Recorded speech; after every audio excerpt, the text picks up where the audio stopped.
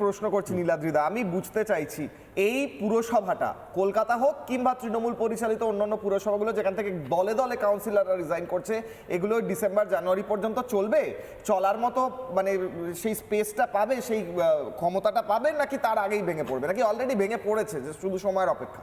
না, পুরসভাটা চালাচ্ছে কে? মানে বড় দল তো তৃণমূল, আর তৃণমূল দলটা একটু কর্পূর হয়ে গেছে, তাহলে তো পুরসভা তো চলবেই করে, স্বাভাবিকভাবে অরূপ চক্রবর্তীটা সরে যাবেন, এটা স্বাভাবিক। কিন্তু কিশোরায় তৃণমূল কংগ্রেসে অনেক বড় বড় অভিনেতা অভিনেত্রী ছিলেন কিন্তু, বা মানে আছেন আর কি, ব্রাত্য বসু, মিমি চক্রবর্তী, সায়নী ঘোষ, এদের অনুপ্রেরণায় কিনা জানি না আপনার শোতে অরূপ চক্রবর্তী আজ যে অভিনয় করলেন, অসাধারণ অভিনয়, এই অভিনয় আমি কোনো দেখিনি, এই ব্রাত্য বসুর থেকে এই অভিনয় আমি দেখিনি। উনি বলছেন আমি পদ ছাড়ছি কিন্তু আমি কাউন্সিলরের জায়গাটা ছাড়বো না।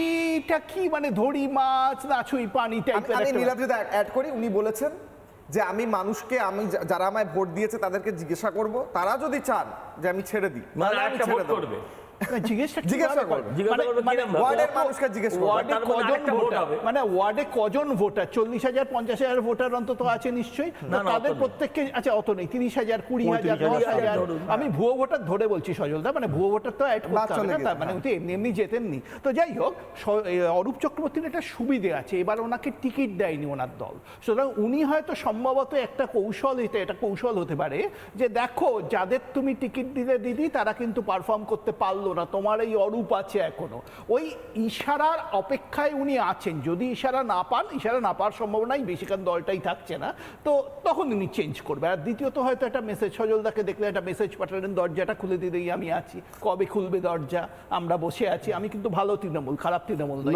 ভালো তালিবান, খারাপ ভালো ডেফিনিশন নেই দাদা। তৃণমূল লাস্টে তো ভালো বলতে ভালো তৃণমূল কংগ্রেস বলে কিছু নেই। তৃণমূল মানেই চোর, তৃণমূল মানেই তোলাবাজ, আমি বলছি যে তৃণমূল উনি মানেই লাস্ট গুন্ডা, সেন্টেন্সে তৃণমূল বললেন, মানেই মস্তান। ঠিক কাশেম দা, উনি লাস্ট সেন্টেন্সে বললেন যে আমি চাইবো পরের সরকার ভালো করে পুরো পরিষেবা দিক, তার মানে কি হচ্ছে? মানে পরের সরকার এক নম্বর ওনার হচ্ছে না, কারণ বাংলার মানুষ তো ডবল ইঞ্জিনের সরকার তো এসে গিয়েছে, এই সরকারের কথা পুরসভার কথা বলছে সম্ভবত, যখন উনি তো পুরো প্রতিনিধি, তো এখানে তো ডবল ইঞ্জিনের সরকারের জন্য মানুষ বিধানসভায় ভোট দিয়েছে, আর কলকাতায় ট্রিপল ইঞ্জিনের সরকারের জন্য মানুষ ভোট দেবে, অর্থাৎ কেন্দ্রে বিজেপি, রাজ্যে বিজেপি, কলকাতায় এটাই স্বাভাবিক। তা স্বরূপবাবু সম্ভবত সেই সরকারের অংশ হতে চাইছেন।